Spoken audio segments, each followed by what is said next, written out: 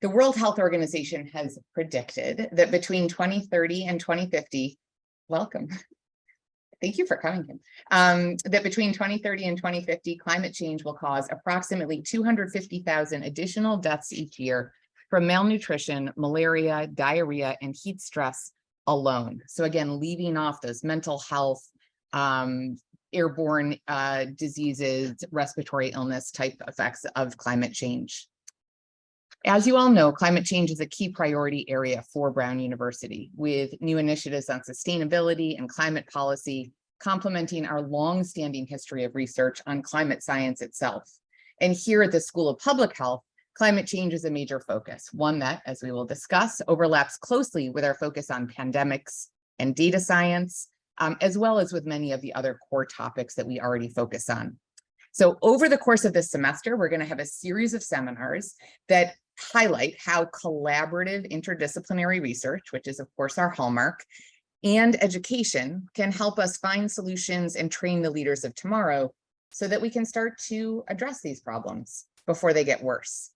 I'm excited to feature some of the great work that our colleagues are already doing, and hopefully also to inspire students and faculty, both within the school, but equally importantly outside of the school, across the university and the hospital system, to get involved. We are only going to succeed in this work if we do create that multidisciplinary engagement and collaboration. This is not a problem that belongs to a single discipline, to a single professional organization, or to a single municipality or nation state across the country.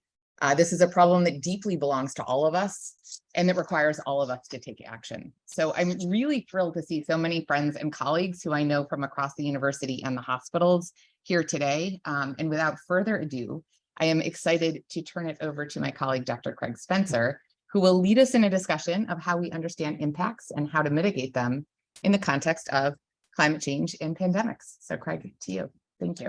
Thank you.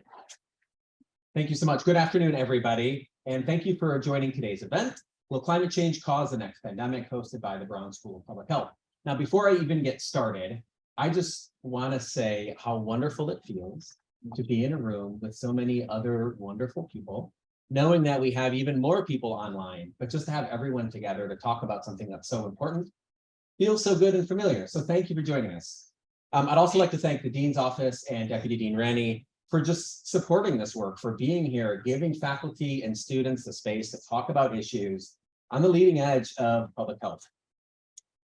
We're focusing on real-world public health issues here. And the faculty, like some that we're going to speak with today, including others that are here in the audience, and students that are working to address and combat looming public health crises, are doing really critical and important work. So thank you. My name is Craig Spencer. I am an associate professor in the Department of Health Services, Policy, and Practice. Took me a while to get that right. Hope I did. I'm relatively new here, and I'm really excited to be part of this discussion. Today, we are joined by all of you in person and a lot of folks online as well. And so before we even begin, I just want to give you a brief layout of how we're going to approach today. We're going to have an hour for discussion. In the second half of the discussion, we'll be able to take questions from all of you here in person or joining us on Zoom. As Dr. Ranney pointed out, this is the first of a three-part series looking at the overlap of climate and health. I'll give more information on the topics and timing a little bit later in our program today. Today, we're going to talk about climate change and what role it may play in causing the next pandemic. We'll talk about what folks at Brown are doing and the areas of research and support needed to elucidate the risk in reality. Helping me do so today are two really exceptional Brown faculty who I'd like to introduce. We have Dr. Rachel Baker sitting next to me here. Dr. Baker is an assistant professor at Brown. She has a joint appointment in the Department of Epidemiology, the School of Public Health, and the Institute at Brown for Environment and Society. She's interested in looking at the implications of climate change for health, especially with infectious disease and respiratory illness, and uses a combination of statistical inference and mechanistic disease modeling. Dr. Nuzzo, who many of you probably know, is in the Department of Epidemiology and is the founding and inaugural director of the Pandemic Center here at Brown. She is also a senior fellow at Global Health at the Council on Foreign Relations and has an incredibly long history working in pandemic preparedness and response. So we're very, very lucky to have them both with us today. Before we hear from Dr. Baker and Dr. Nuzzo, I'm going to take a few minutes to frame the issues that we're going to be talking about. And I'm going to do this with a personal story. In 2017, I was working as a doctor on board a search and rescue boat in the Mediterranean. I was taking care of patients, providing healthcare to people that were making this dangerous and sometimes deadly trip from sub-Saharan Africa primarily up to hopefully Europe. And working as a doctor in the clinic, I got to speak to thousands of people. Everyone had an unbelievable story, which I could speak about for hours. But some of the really the most poignant stories for me were these primarily young men that came from the region around Lake Chad. And if you don't know where Lake Chad is, it's at the confluence of 7 different countries. It's in the Lake Chad Basin, which is about 8% of the surface area of the African continent. So pretty big. Lake Chad has shrank by about 90% over the past 50 years. A big part of this due to climate change. Many communities, over 50 million people now, live in the region, and many have relied on the waters of Lake Chad, not only for themselves personally, but also to feed their cattle, to sustain their livelihoods for their farms, etc. And as the waters of Lake Chad have receded, people have had to find ulterior ways to cope. Some don't, and don't have access to clean water, get sick, are malnourished. Others get caught up in things like Boko Haram, a terrorist group that provides opportunities to young men, provides food and other alluring things in response to the crisis, and gives opportunities to folks that are otherwise don't have many. And a lot of other folks are just forced to get up and be on the move. And that's how I met so many people on board this boat in the Mediterranean many years ago. They talk about the impact it had on their families and the impact it has on the globe more broadly. In one small area like Lake Chad, we see how so many overlapping threats come to a head. How it can overturn a society, threaten local health, overlap with terrorist threats, and fuel migration to surrounding countries and beyond. Climate change isn't just a future threat. As Dr. Ranney has already pointed out, the WHO is estimating around 250,000 excess deaths every year from 2030 to 2050 due to climate change. And the WHO has already called climate change as the biggest health threat facing humanity. This isn't just an issue in far-flung places. Here in the US, floods and fires are rendering homeless 1 million Americans every single year, according to a report by Internal Displacement Monitoring Center. If anyone has been following what's happening in the American Southwest, you see how drought and declining water levels from the Colorado River have put the health of millions and millions of people in those 7 states relying on that water at risk. And even more granularly, looking at the health impacts here in Rhode Island, the number of days above 90 degrees has doubled in the past few decades, with grave health implications primarily for elderly.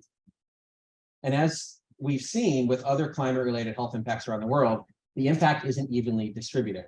So according to a 2021 research by the Rhode Island Department of Health Climate Change and Health Program, the majority of socioeconomically disadvantaged and historically marginalized communities in and around Providence experience higher heat, up to 10 to 15 degrees higher than surrounding communities and surrounding towns during heat waves.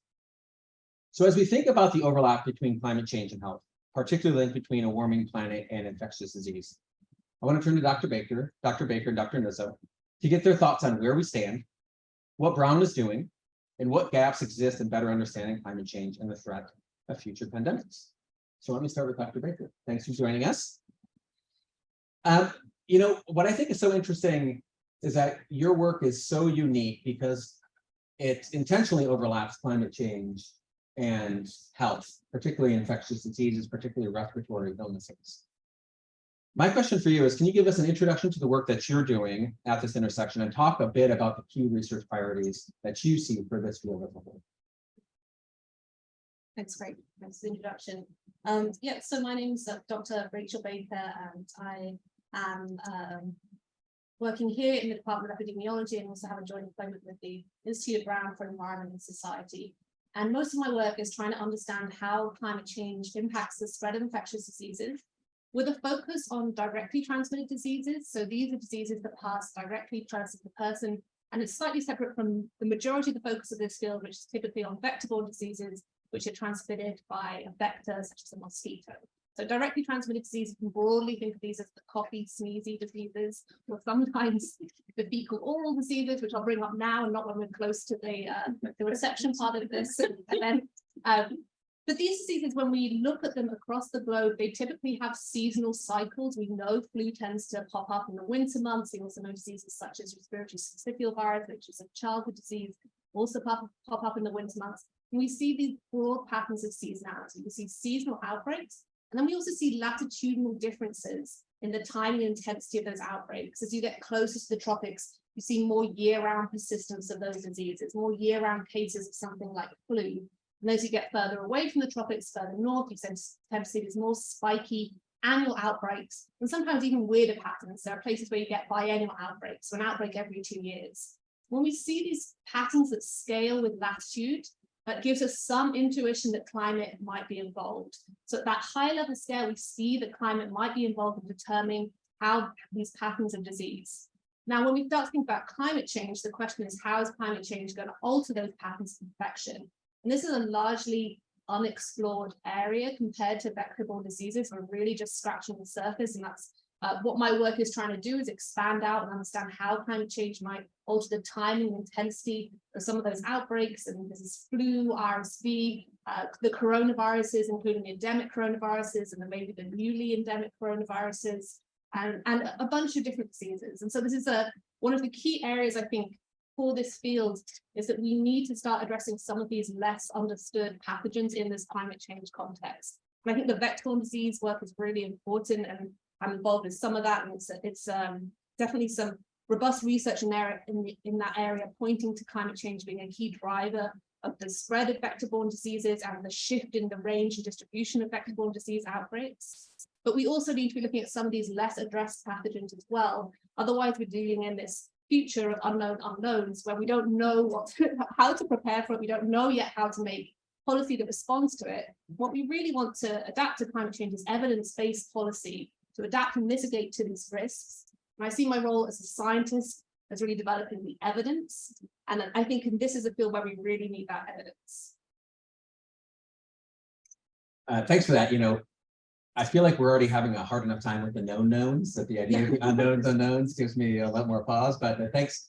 Dr. Nuzzo, I want to chat with you a little bit on that, because you recently established the Pandemic Center here with, at least according to the Brown press release, the goal of, quote, pandemic proofing the future. And that involves a lot of things. That involves building the evidence base. That involves making sure that decision makers have access to the data that they need. It requires training the leaders for pandemic proofing and even just responding in the future. So a lot of things. But what I would like to know from you is, how do you see the role of climate and health within the realm of the center's goals? And what do you see as the most pressing issue in the overlap of climate change and health in the near future? Great, thank you for that. And yeah, I mean, we came to Brown to start this pandemic center, recognizing the challenges that we went through COVID-19. But many people say, and I certainly hear this every day, why a pandemic center isn't COVID. Now, if you're not believing COVID is over, nor should you. But even if you believe that, it's fundamentally important for people to understand that infectious disease threats like COVID are not just one. They're really the hazards of our time.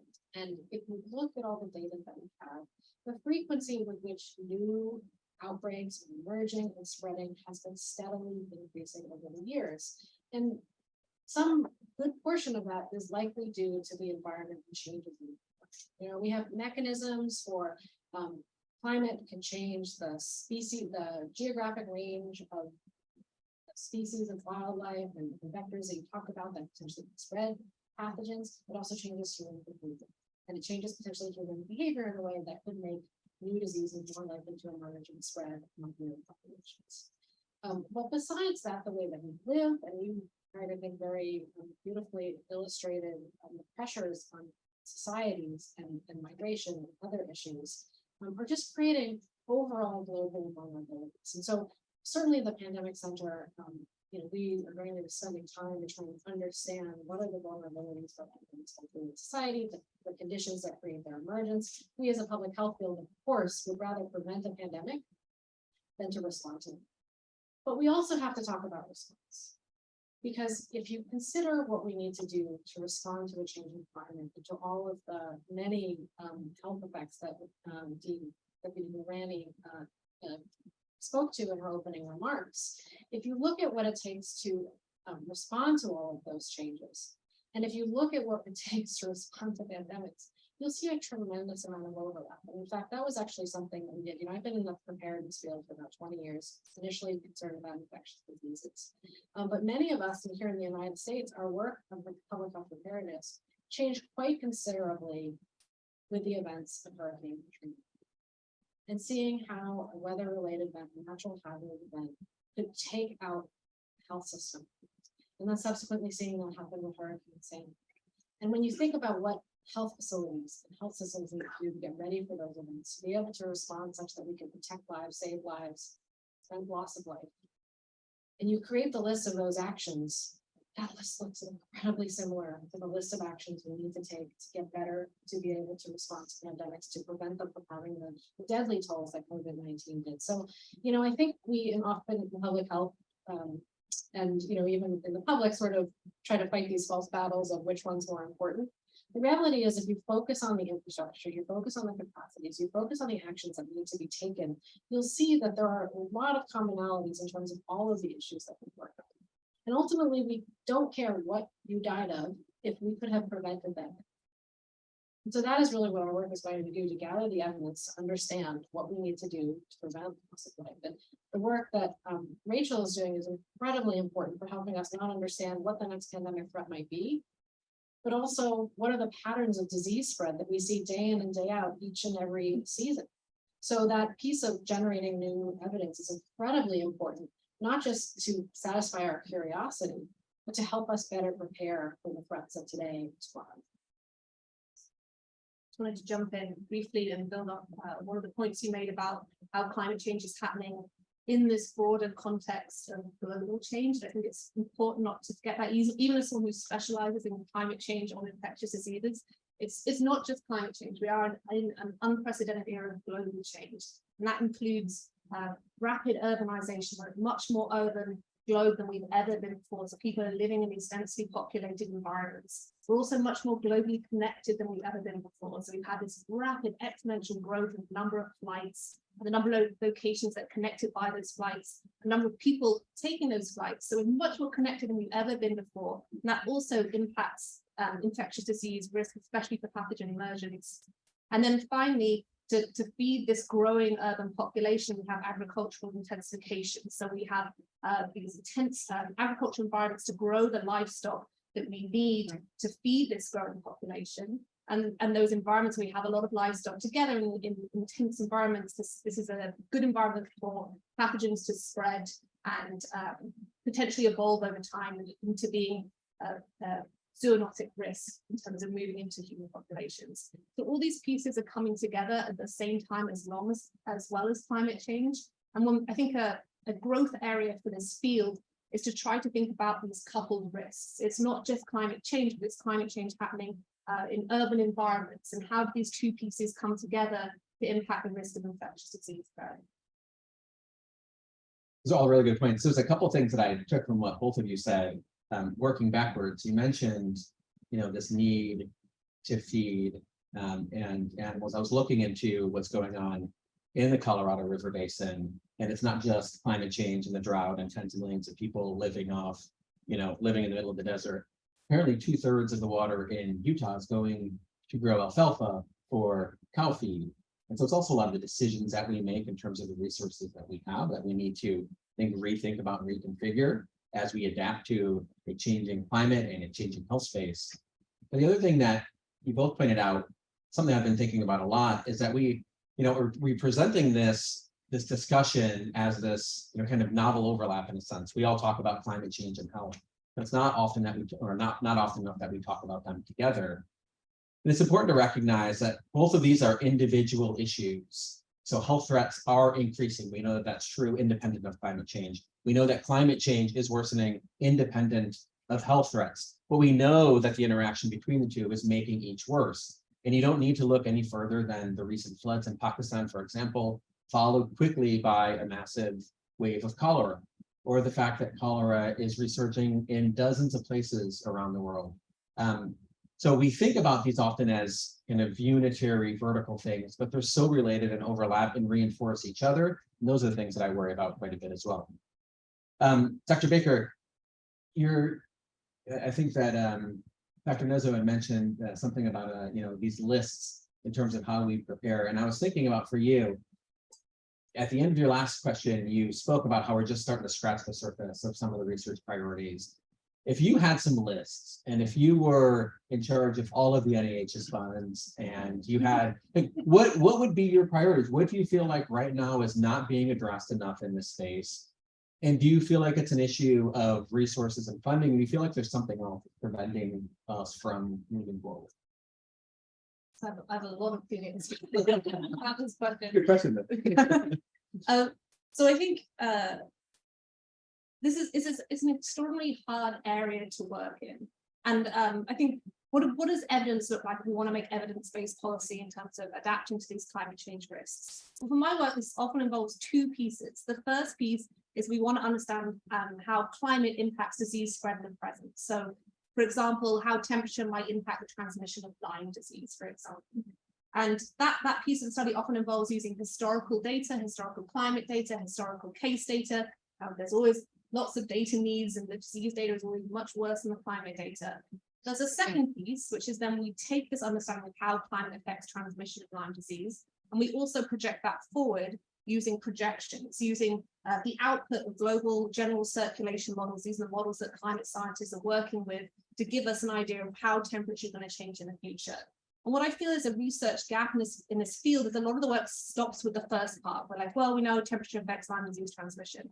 Now let's walk away. Infectious diseases are hugely complicated. They're very non-linear. The outbreaks are hard to predict. So we need to make sure we're doing the second piece, which is understanding how climate change, the change part of this, is going to impact the spread and distribution of these diseases in the future. Now, the issue is that a lot of public health researchers do not know how to use the output of general circulation models or how to interpret it. There's a lot of climate scientists that do not understand the nuances of public health impacts or infectious disease spread. So this work is only going to move forward in an interdisciplinary environment. This is what Megan mentioned at the start, but we need interdisciplinary teams. And this is something that academia has been slow to respond to. It's not something the way that the sort of historical academic institutions have always favored, is working in this interdisciplinary framework. But I think it's growing now. And this is why I'm very lucky to have this joint appointment. So I get to have one foot in the public health school and one foot in the Institute of Brown for Environment and Society, or IBIS. So I get to have foot in both worlds, which allows me to communicate with people on both sides. But we do need to create those forums, and we need funding opportunities that call for those collaborations and call for this kind of weird researchers working in this weird interdisciplinary field. And often funding opportunities are more sort of disciplinary specific. And I know that there's growing interest in NIH and some of these other budget models to kind of fund research in this area. But I think we do need more of it. We need more in this space. Do you have some? I was just going to. You should. I was going to ask you something later. That's something I'd say I absolutely support what you're saying, and I think that one of the challenges has been that we often have viewed this research as sort of just generating knowledge so that we can understand these diseases better, as opposed to gathering critical information to support decision making. And I can't think of a time more clearly underscoring why that research that you're doing is so critical than this fall, when we had a terrible surge of RSV cases that was crushing hospitals across the country, coupled with rising influenza cases after several year vacation from influenza, with then the threat of a potential rise in COVID-19 cases. And there were many groups that needed to understand how this was all going to play out, because there were real decisions on the table in terms of how best to deploy our resources, whether to call new emergencies, whether to redeploy assets, and what can be done. And I will tell you, I was fielding a lot of calls asking what's going to happen with RSV, what's going to happen with influenza, what's going to happen with COVID. The information generated from researchers like yourself, and I'm so glad to have you as a colleague to be able to talk to you about these issues, is really essential for making these life-saving decisions about how best to deploy our resources. So yes, please run this kind of research because it has real-world consequences.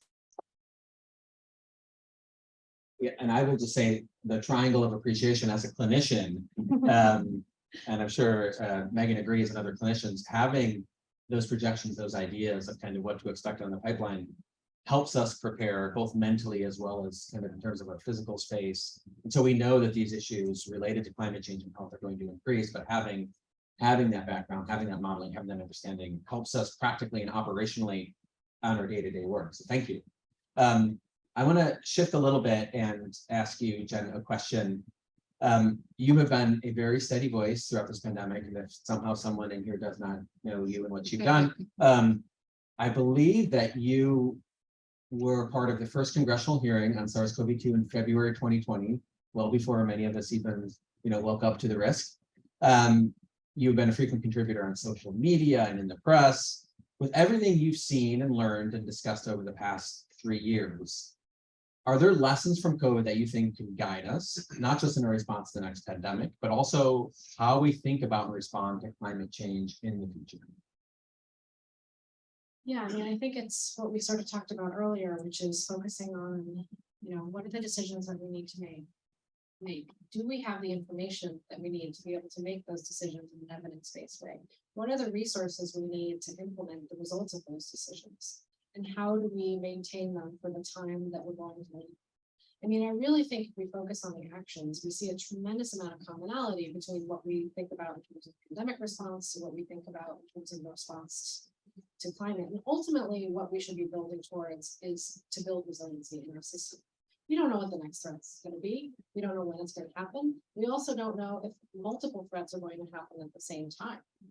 We have a lot of evidence to suggest that that will happen, such as we saw over the last year in the list of infectious disease emergencies that we've had to combat, as well as natural hazard events happening at the same time, really speaks to the fact that there will be multiple hazards.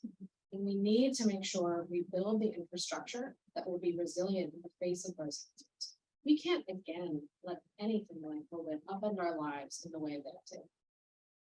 And the communities that live around Hurricane Katrina, Hurricane Sandy, feel the same way. But we think about responding to events like hurricanes in terms of looking at how it affected the system and making sure we build back the system such that it is stronger in the face of those things. We need to extend that thinking to how we think about infectious diseases such that we can build the system such that they will be stronger in the face of those threats, such that it doesn't wipe us out or upend our lives every single time it happens. So there are a lot of commonalities there. The worry that I have, though, is we tend to think of these emergencies as these one-off, time-limited, episodic events. And we don't think about them in terms of the hazards of our time, such that we build the infrastructure such that it's always there. And I talk a lot about fires. People who know me probably are sick of hearing me talk about fires, but this idea in public health preparedness, particularly when it comes to infectious diseases, of an emergency happens, we try to build the fire department in the midst of an emergency, and as soon as it looks like it might be heading towards over, we dismantle it. That does not work for being ready for fires, and it certainly doesn't work for being ready for infectious disease emergencies. It certainly doesn't work for being resilient in the face of climate change. That's fantastic. And one thing that I want to build on there, something I've been thinking a lot about over the past couple of years, is our use of the term resiliency in terms of how we think about preparedness, both domestically, locally, but also globally. And we often say we need resiliency, but one thing that we need to focus on, the fact is that much of our current resiliency planning is focused on primarily privileged, or overwhelmingly focused on primarily privileged populations. So resiliency in terms of home loans to get people out of floodplains and other places, generally in this country, benefit primarily wealthy white populations.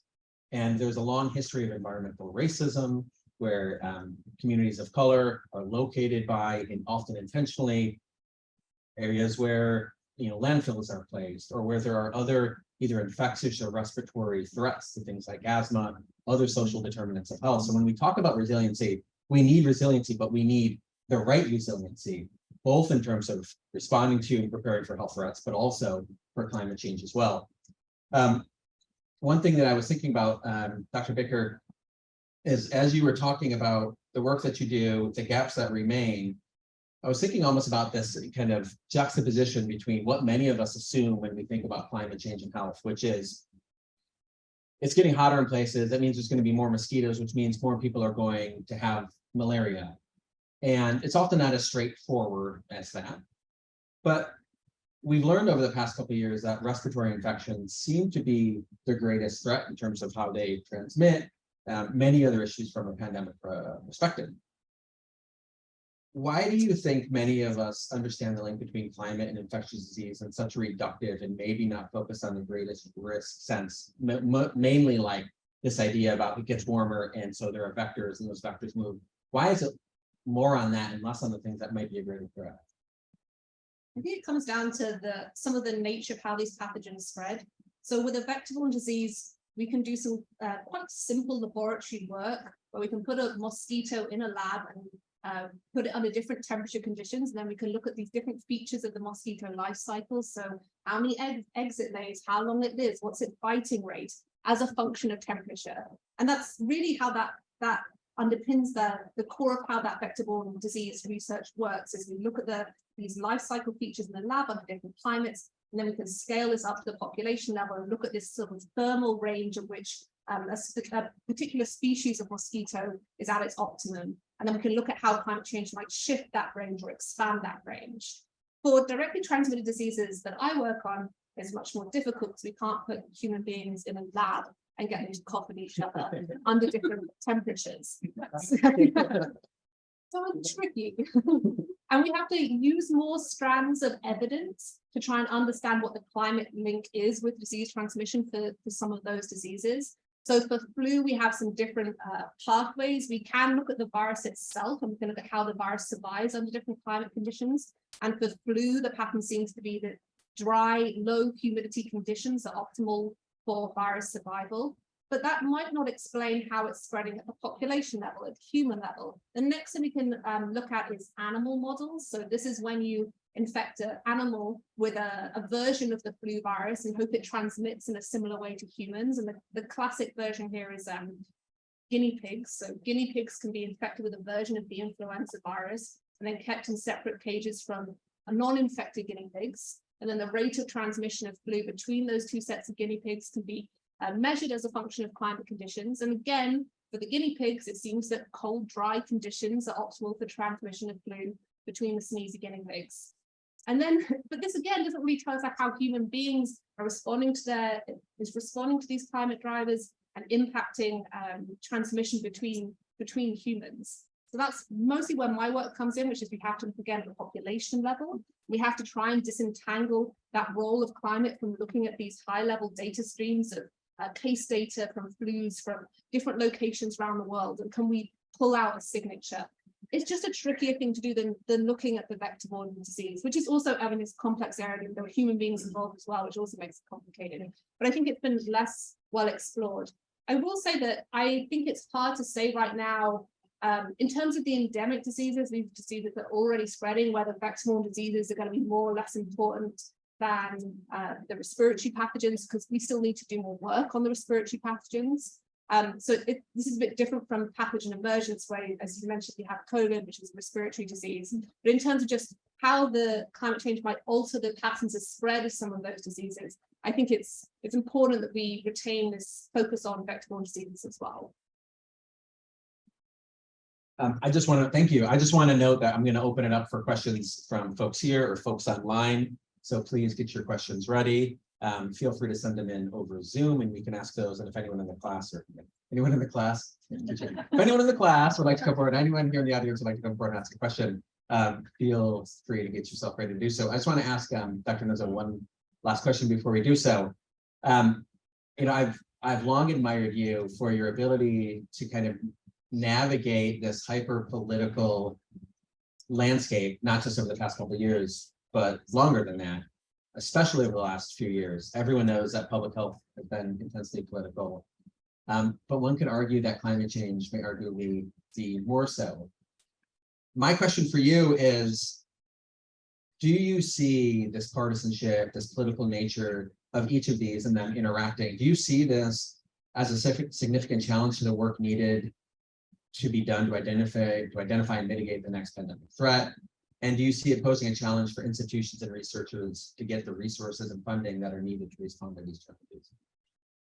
I do. I mean, it is something that's deeply worrisome to me. I mean, the field of public health preparedness has historically been one that's enjoyed wide bipartisan support.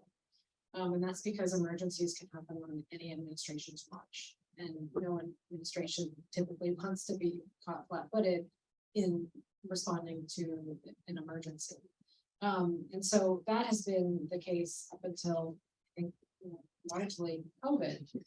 So it creates challenges, and it creates challenges not just because we need the decision makers to want to take action, and we need the Congress to want to allocate the resources necessary to take those actions, but also because we need people to buy in. And I think that that's been one aspect that we haven't fully appreciated or embraced, which is that you cannot do public health if people don't want it done.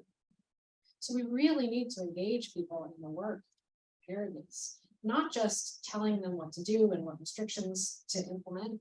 No, we need to engage them as partners. We need to make sure that the plans that we are thinking of are operationally feasible for them, and not just feasible for a few, which is unfortunately, I think, something that we saw and you just spoke to in terms of, equipping certain sectors of society and not others. We also need to make sure that the plans that we're putting forth are aligned with public values.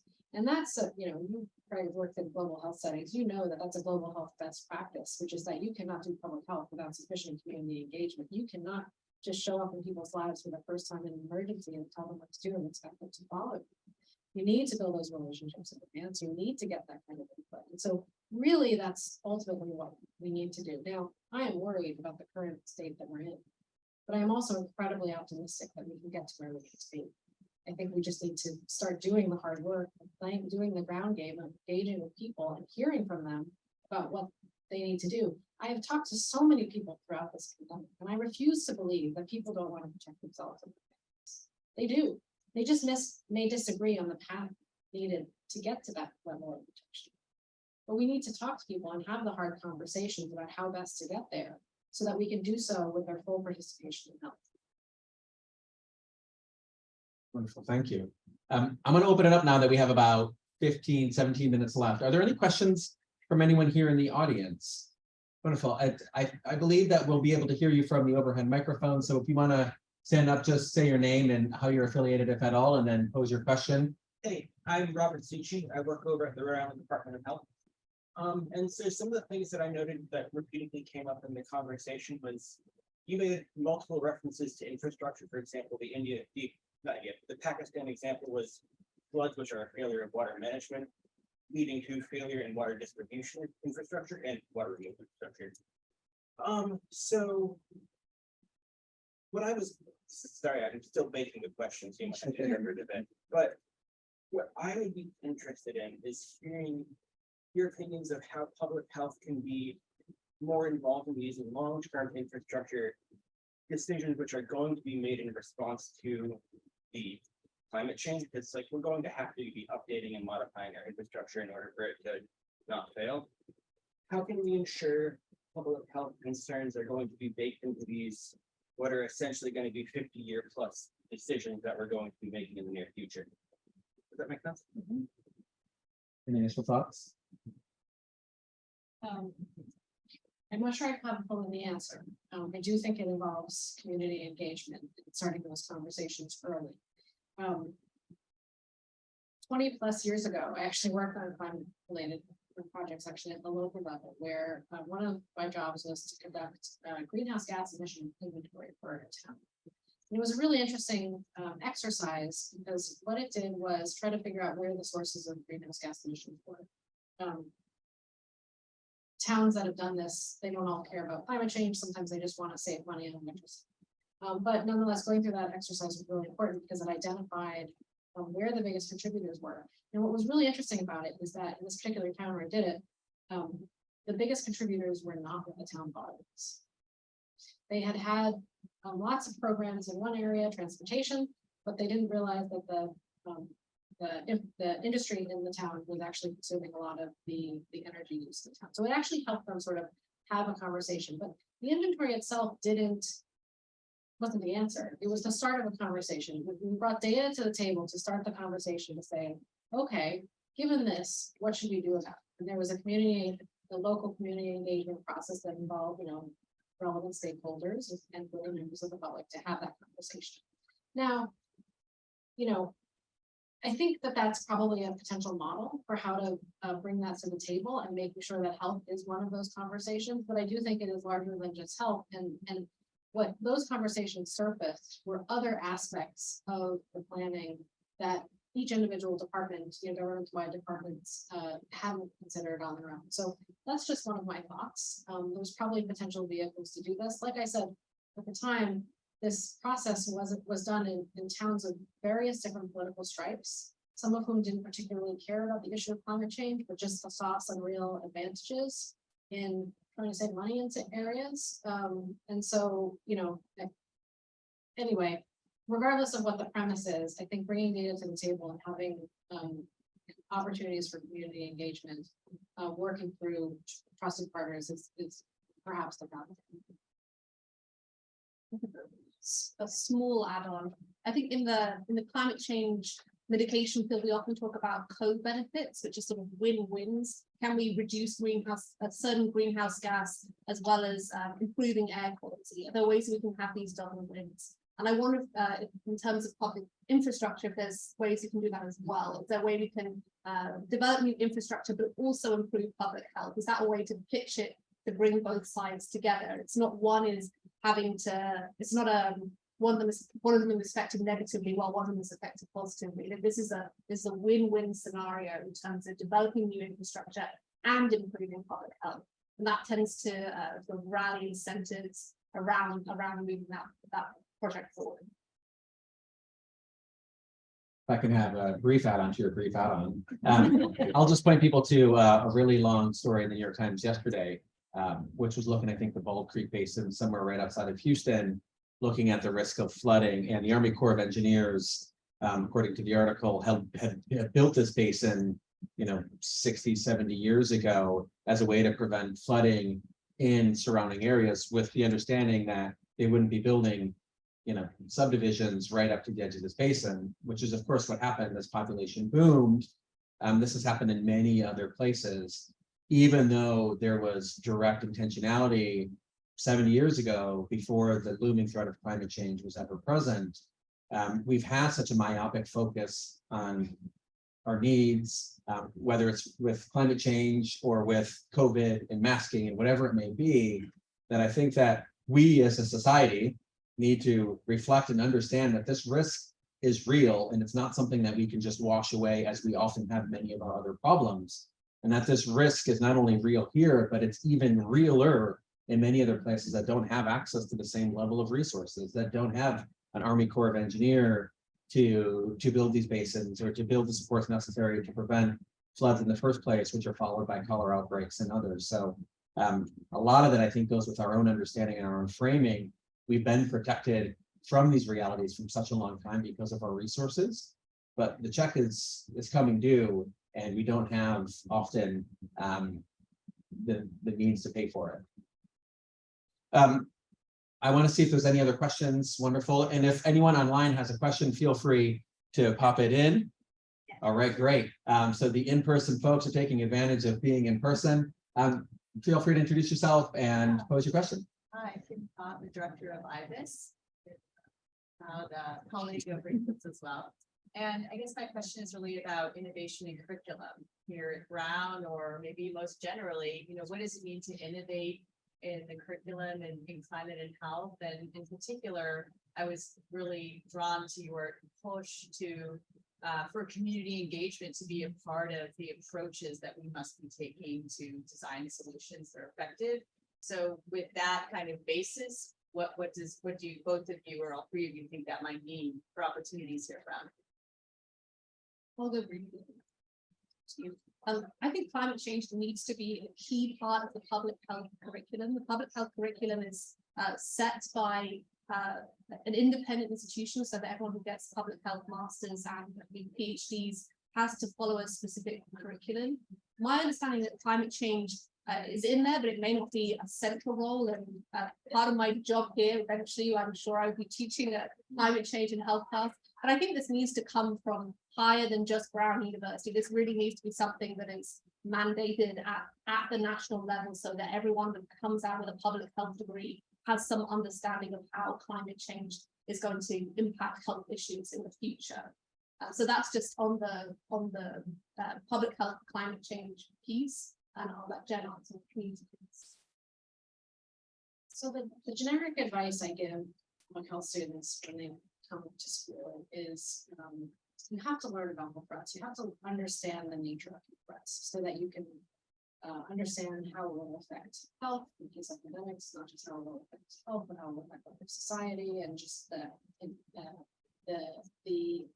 how all of the pieces of the puzzle fit together. So thinking of it sort of as a systems wide approach, not just focusing on the epidemiology of COVID, but the ways in which COVID affects us and the entire society. Really important. But I also tell people that the threats will change. And I unfortunately don't think climate change is a threat. Will change in the course of my career, though maybe we work so hard to put ourselves out of a job. But I do think that what is really important for students is to gain the tools that are needed to tackle a range of threats. So focusing on the tools, community engagement is a tool, learning how to do it, it's important. Epidemiologists not they train to teach people how to do that. That's where the behavioral and social sciences I think are really important, and we should absolutely involve them in teaching us the tools of how to do community engagement, how to do it. Similarly, we need to better learn how to communicate. And I will tell you, risk communication as a public health field needs an overhaul. And it needs an overhaul because, sort of at the premise is that just the absence of information is what's the problem. And if you give people the right information, they're going to do what you want. I think we better need to avail ourselves of behavioral and social sciences to understand how people actually receive information, whether they accept the information that's given to them, whether it's facts, how you tell stories, etc. So I think we have to identify what the overall tools are that are necessary to address these issues and make sure it happens. Other areas this probably falls in the field of communication, but persuasive writing, expository writing, being able to set forth an argument using data to support data science, absolutely critical. So I think focusing on those tools, which, may we one day not have to talk about climate, but there will be something else that we as humans face that we will have to tackle, but the tools are likely to remain the same. I'd like to just add that all health is not just public health. There's also under it, the direct as a medical provider. And I'd like us to think, I think there's a short answer to that question, which is we just need to be bolder. Having events like this and having this discussion is great, but a slightly larger Ivy League school about an hour north just mandated that all of its medical students have embedded in their curriculum courses on environmental health, climate change, and the impact on health. So I think if medical schools are making that leap, we need to be doing the exact same thing. As you said, this has to happen at curriculum committees, in public health, in medicine, and in every aspect that touches on health. So let's be bold. Thanks for that. I believe there was one other question. Is that correct? I got a couple other questions. We'll go with you first, and then if we have some time, we'll go to the others. My name is Alan, and I work in Antarctica with climate studies. Also work with Doctors Without Borders. And one of my questions is, obviously, when we're in the field with MSF, we see people who are on the move because there is no food. And the reason there's no food is because we're in a food desert. It doesn't grow. Think about Central America. And the people that are controlling the food are the ones that have the guns that determine what gets the food and doesn't get the food. And then when you think of upper level society where you actually have a choice of what food you should eat, and you look at the statistics, I think probably up front that you might have these numbers better down than I do. Looking at close to 20% of fossil fuels are used in the meat industry, and they're also responsible for maybe up to 20% of greenhouse gas emissions, and those numbers are higher when you look global. amount of fossil fuels going towards the meat industry. So this is such an all-encompassing thing, and we already talked about many impacts of climate change. This is going to drive consumerism, people who provide those products, consumers such as the meat industry, and what you're just talking about an hour ago. I know here at Brown and other institutions, they're starting to integrate with the medical school curriculum plant-based diets, programs like American College of Lifestyle Medicine, and so making clinicians more aware of alternative sleep diets and things like that. But just looking at this huge interplay of all these different factors and how it's going to impact actually big ag and their influence in terms of priorities. I think this is a perfect example of a co-benefit, because if we can reduce meat consumption, then we can reduce the emissions that come from it. And we can also reduce the secondary risk that I mentioned earlier, that the intense agricultural environment with a lot of livestock close together is a perfect environment for pathogens to evolve that may affect us later on. So this is a place where the policy is quite obvious that we want to be trying, if we can, to reduce the consumption of meat, especially in those agricultural intense sources. But it is tricky, and to do that on a global scale is difficult. I'm just thinking, we're just getting over trying, not even over trying to tell people that we're not going to take away their gas stove. Public health is not going to be a winner here. I believe that there was, yeah, in front had a question.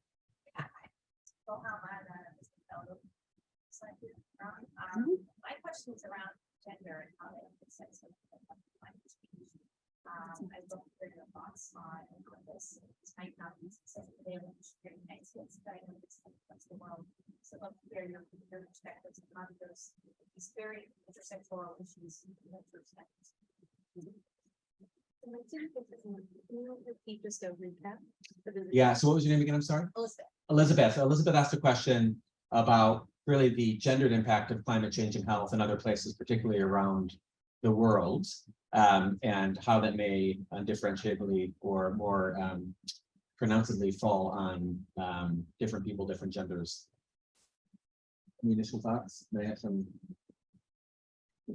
This is my area of expertise. I will just say that as someone who is, dedicated career to thinking about pandemics, watching COVID-19 play out, gender was clearly a central issue in the disproportionate tolls of COVID. And when we talk about COVID, not as a disease, but as its impact on society. So we'll be talking about the gender dimensions of COVID. And then, so in so much as climate related to pandemic, it's hard for me to imagine that there won't be a conversation involved. Yeah, I don't know that I can speak with a lot of expertise on this, but as Jen has pointed out, like this in health and I'm sure in climate will fall disproportionately on women, on children. We see that when it comes to issues around violence and around health impacts of indoor cooking, for example. And as that changes, as people are forced to rely either on different substances for cooking because there's not enough trees, there's not enough moss, or whatever it may be, or as people are forced to go farther out from camps or from their homes, they're more prone to all these other issues, all these other,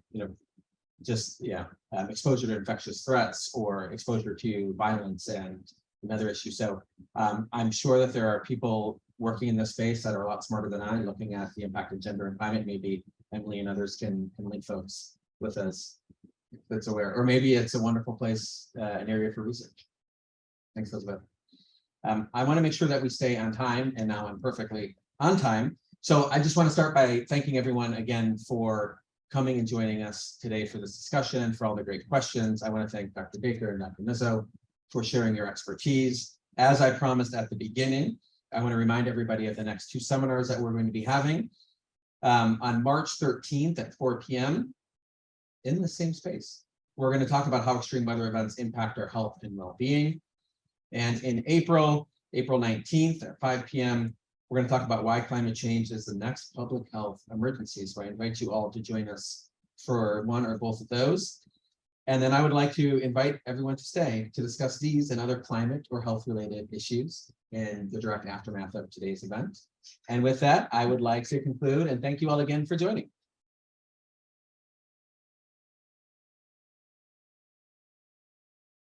My conclusion, I just want to thank Emily for all of the work that she's put into this.